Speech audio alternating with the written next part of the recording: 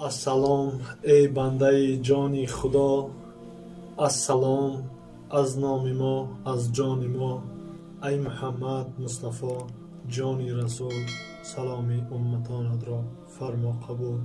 و بعدا السلام علیکم و رحمت الله و برکاته. تماشابینان عزیز، من با شما هستم نسیم سعید و خوش آمدید به کانال گلزاری معرفت.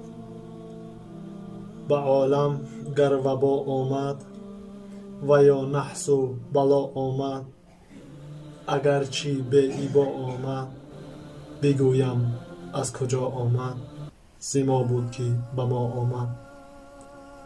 ز حق سوی خطا رفتیم، به راهی ناروا رفتیم، به دنبال بلا رفتیم، ببینید که چه ها آمد، زما بود که به ما آمد. کلامی حق نبشنیدیم، ز پایش سجده را چیدیم، به کام نفس افتیدیم، اگر قهر خدا آمد، زما بود که به ما آمد.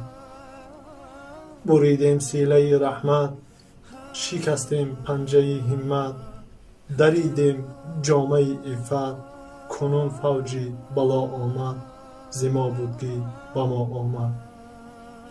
بسا جبر و ستم کردیم، گناه رویی به هم کردیم، فلک را ملک غم کردیم، به شادی گر فنا آمد، زما بود که به ما آمد. روا دیدیم خیانت را، خصومت را، عداوت را، گشادیم راه ظلمت را، که تفاوت ضیا آمد، زما بود که به ما آمد. هر آنچه گر به ما آمد، یقینا به خطا آمد، اگرچه از قضا آمد، زما بود که به ما آمد، زما بود که به ما آمد. زما بود که یعنی عیب از جانب ما بود که ما سزاوار جزاییم. سجده را چیدیم کندیم، یعنی از عبادت الله دور شدیم. دوستان عزیز، به کانال ابونه شوید، دستگیری کنید. دستگیری شما برای ما خیلی مهم است. دستگیری شما پیشروی ماست. خدا یار و مدد.